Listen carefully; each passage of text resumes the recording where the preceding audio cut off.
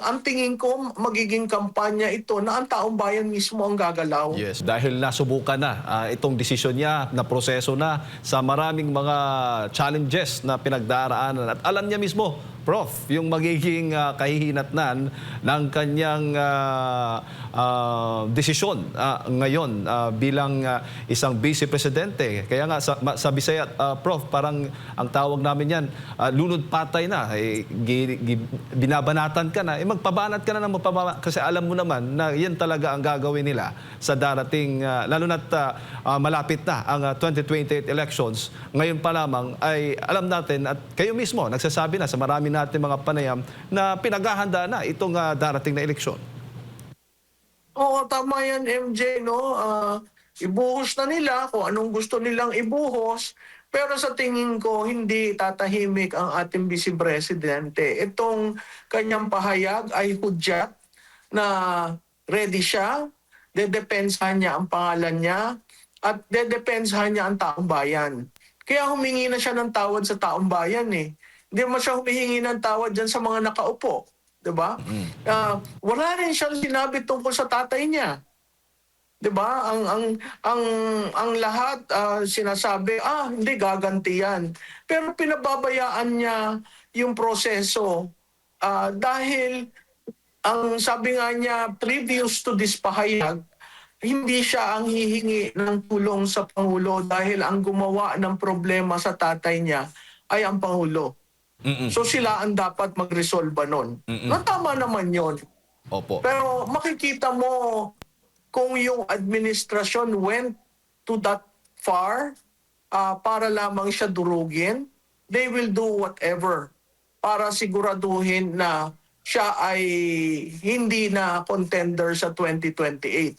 Ang kagandahan, alam mo marami nagsasabi, ay maaga yan, 28 months, masyadong maaga at baka dudurugin ang dudurugin. Marami kasing kailangan gawin eh.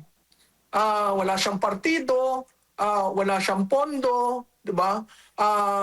Ito ang tingin ko, magiging kampanya ito na ang taong bayan mismo ang gagalaw. Yes. Opo.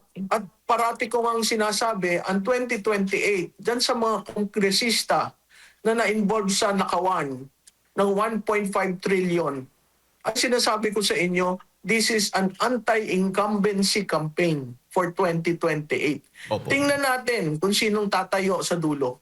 Opo, bago ko lang ipasok kay partner Admar, nakikita naman po natin, Prof, sa inyo pong mga surveys na isinasagawa at iba pang mga surveys, kahit dinudurog na itong si VP Sara, simula pa nga lang ng kanilang termino, malakas pa rin po ang tiwala, mataas pa rin ang tiwala ng taong bayan sa kanya.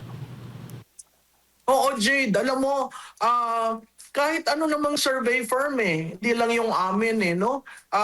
Kahit na yung survey na pinapaboran yung mga ilan dyan, makikita mo yung tiwala. Sa akin ang mahalaga kasi yung trust.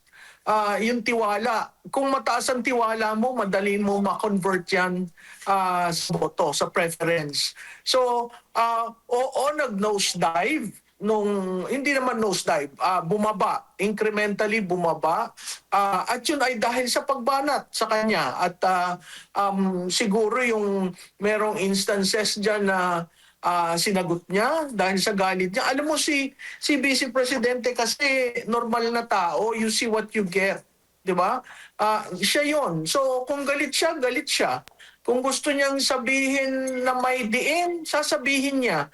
Hindi siya yung mold ng politiko na alam natin na magsusugarcoat, na magpapadulas, na gagamit ng kapangyarihan para makuha yung nais niya. Iba siya.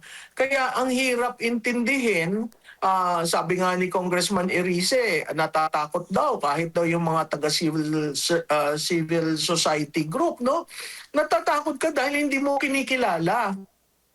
Natatakot ka dahil ayaw mo siyang kausapin, ayaw mo siyang pakinggan.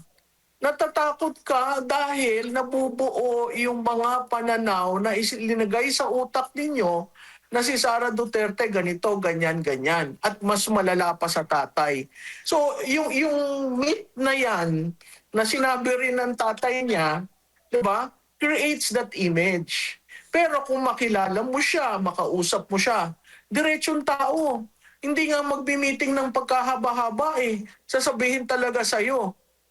At kung may tanong siya, sasabihin niya sa'yo, hindi siya yung politiko na mag-iisip ng, itanong ko kaya ito? Baka sabihin naman, hindi ko alam. Hindi.